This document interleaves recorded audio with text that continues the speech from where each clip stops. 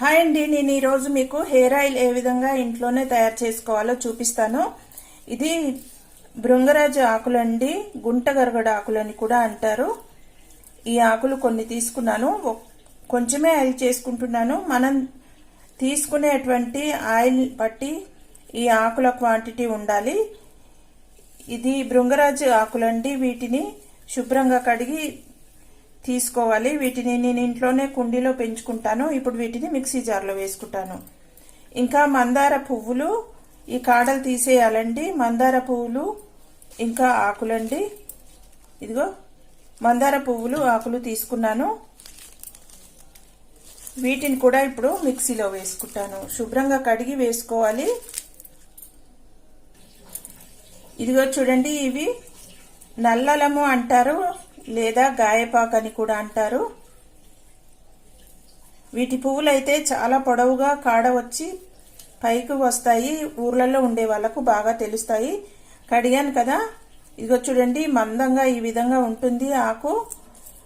పలకాకు అని కూడా అంటారు. చిన్నప్పుడు పలకలకు దీన్ని రాసుకునే వాళ్ళము, నల్లగా ఉండడం కోసం. ఈజీగా వచ్చేస్తుంది దీని రసము. ఇదిగో చూడండి, ఇది జుట్టు నల్లపరచడానికి ఇంకా చుండ్రు తగ్గించడానికి బాగా సహాయపడుతుంది. ఇదిగో చూడండి, ఇదిగో ఇది బొప్పాయి ఆకండి, దీన్ని కూడా వేసుకుంటాను. ముక్కలుగా కట్ చేసి మిక్సీ జార్లో వేసుకుంటున్నాను. వీటితో పాటుగా కావాల్సినవి కాఫీ పొడి, కొంచెం కాఫీ పొడి వేసుకుంటాను. ఇది రంగు కోసము, హెయిర్ కలర్ కోసము. ఇంకా చుండ్రు కూడా తగ్గిస్తాయి, బాగా పనిచేస్తుంది. జుట్టు ఆరోగ్యంగా పెరగడానికి ఇవన్నీ చాలా బాగా పనిచేస్తాయి. వీటితో పాటుగా ఇంకా ఏం వేసుకోవాలో ముందుగా అయితే వీటిని చక్కగా మిక్సీ పట్టుకుని రసం తీసుకుంటాను.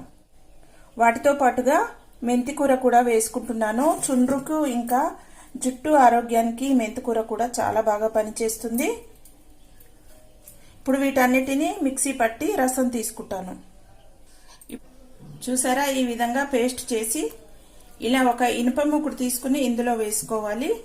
ఇప్పుడు స్టవ్ వెలిగించుకుంటున్నాను.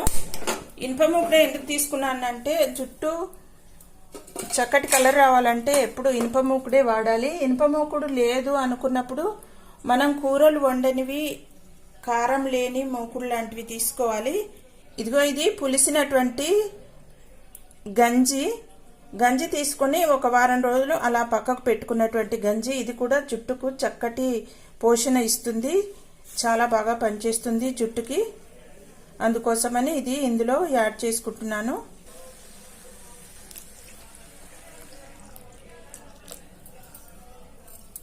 ఇప్పుడు దీన్ని ఇందులో కలిపేసుకున్నాను కదా, ఇది బాగా ఉడికిన తర్వాత ఇందులో వచ్చినటువంటి రసాన్ని వడకట్టుకోవాలి. ఈ పిప్పిలోనే వేస్తే ఆయిల్ చాలా వృధా అయిపోతుంది. అందుకోసమని ముందుగా దీన్ని బాగా ఉడికించుకుని ఆ తర్వాత వడకట్టుకోవాలని అనుకుంటున్నాను. ఇందులో కొంచెం పులిసినటువంటి పెరుగు కూడా వేసుకుంటే ఇంకా బాగా పనిచేస్తుంది. కొద్దిగా పెరుగు కూడా వేసుకుంటాను. కొద్దిగా పెరుగు కూడా యాడ్ చేసుకుంటున్నాను. ఇది సరిపోతుంది. దీన్ని బాగా ఉడికించుకోవాలి రసం దిగేలాగా.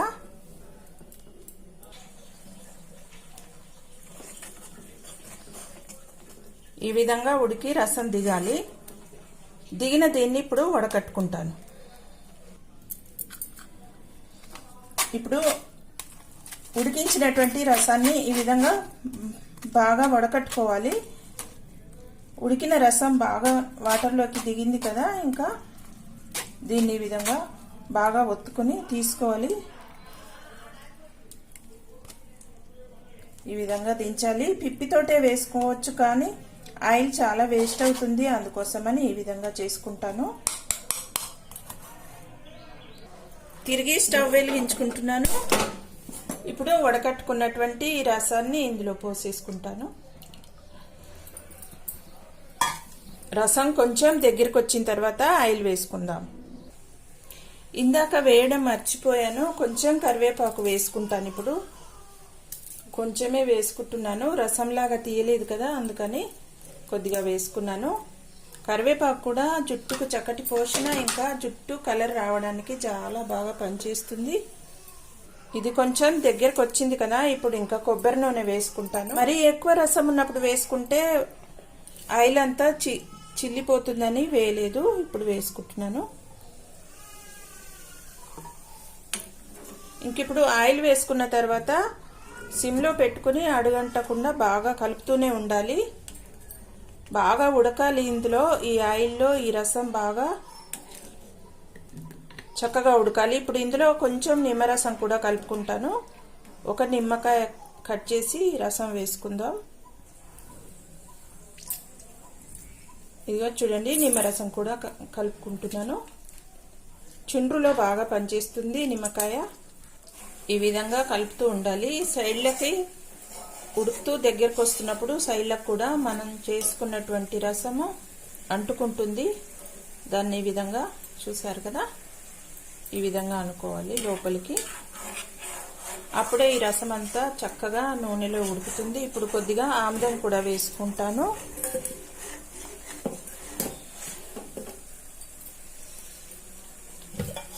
ఆముదం కూడా జుట్టుకు చాలా బాగా పనిచేస్తుంది. జుట్టు నల్లగా రావడానికి, ఇంకా ఒత్తుగా పెరగడానికి మంచి పోషణ ఇస్తుంది. చూడండి, ఆముదము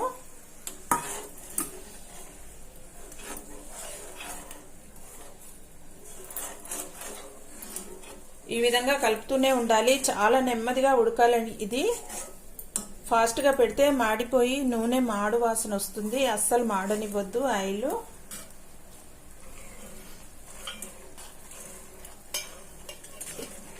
ఈ విధంగా కలుపుతూనే ఉండాలి.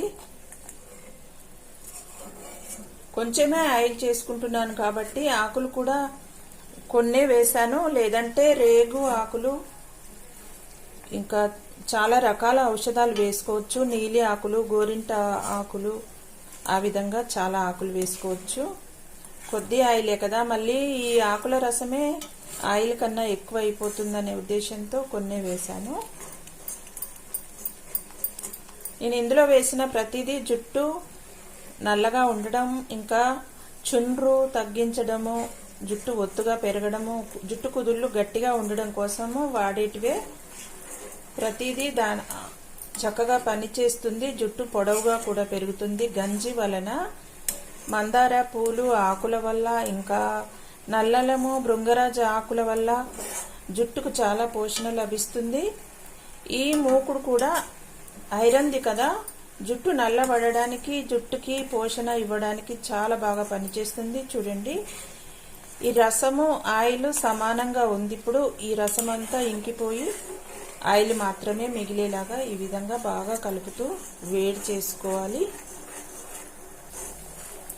చూడండి, కొద్దిగా కాగిన తర్వాత ఈ విధంగా నురగ కూడా వస్తుంది. నురగ వచ్చినప్పుడు చాలా జాగ్రత్తగా ఉండాలి, లేదంటే పొంగిపోతుంది. లేదంటే పెద్ద మూకుడు పెట్టుకోవాలి. ఎక్కువ ఆయిల్ ఉన్నప్పుడు చాలా పెద్ద మూకుడు పెట్టుకోవాలి. ఈ ఆయిల్కి ఈ మూకుడు సరిపోతుందని ఇది పెట్టాను నేను.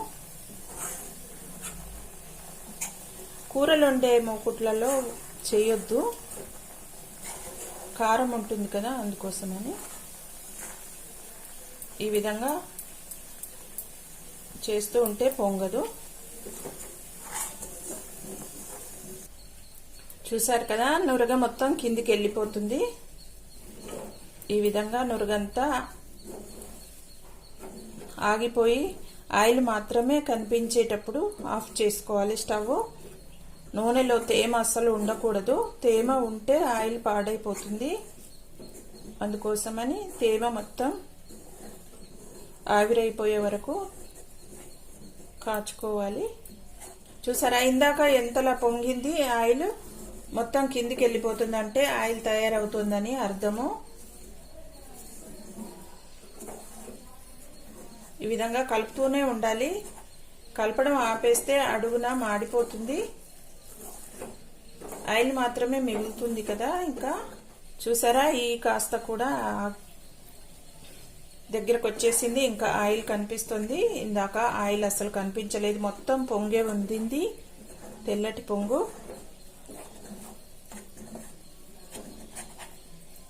ఇంకిప్పుడు చాలా ఫాస్ట్గా కలుపుకుంటూ ఉండాలి. స్టవ్ దగ్గరే నుంచొని ఈ విధంగా బాగా కలుపుతూ ఉండాలి. గంట కూడా మాడిపోయింది చూడండి. పొగ వస్తుంది, కనిపిస్తుందా? చూడండి, లైట్గా పొగ వస్తుంది.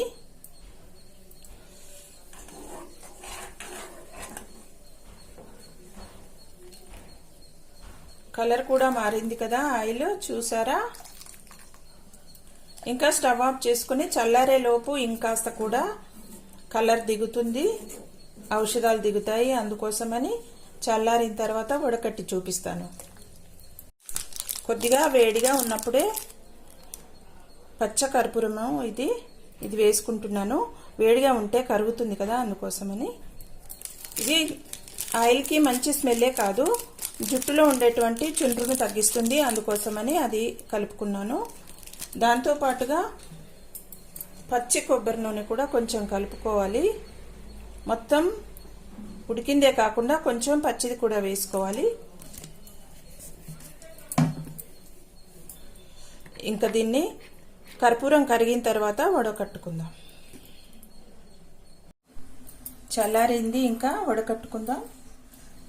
వేసినటువంటి కర్పూరం కూడా కరిగిపోయింది. రసం తీసి కాచుకున్నాను కాబట్టి చూసారా, చాలా తక్కువ వచ్చింది పిప్పి. ఇంత తక్కువ వస్తుంది. ఆయిల్ ఎక్కువ వేస్ట్ అవ్వకుండా ఇలా రావాలి, అప్పుడే ఆయిల్ వేస్ట్ అవ్వదు. కొబ్బరి నూనె వైట్ కలర్లో ఉంటుంది కదా, చూడండి ఏ కలర్లో వచ్చిందో. కాఫీ పొడి కూడా వేసుకున్నాను కదా, అందుకని ఇలా కొంచెం గ్రీన్ ఇంకా కాఫీ కలర్లో వచ్చింది ఆయిల్. ఇది జుట్టుకు చాలా పోషణ ఇస్తుంది. అంతేకాదు జుట్టు నల్లగా ఉండడానికి, చుండ్రు తగ్గడానికి, ఇంకా జుట్టు ఒత్తుగా పెరగడానికి, జుట్టు కుదుళ్ళు గట్టి పడడానికి ఇది చాలా ఉపయోగపడుతుంది. చాలా బాగా పనిచేస్తుంది. నేను ఎప్పుడు నార్మల్ కొబ్బరి నూనె వాడను. మిల్లు నుంచి తెచ్చుకున్నటువంటి కొబ్బరి నూనెతో ఈ విధంగా తయారు చేసుకుని ఇందులోనే కొంచెం ఆముదం కూడా కలిపి ఇప్పుడు ఏ విధంగా చేశానో అదే విధంగా చేస్తాను. నాకు, మా పిల్లల కోసము బయట వేరే హెయిర్ ఆయిల్స్ ఏమీ తెచ్చుకోను.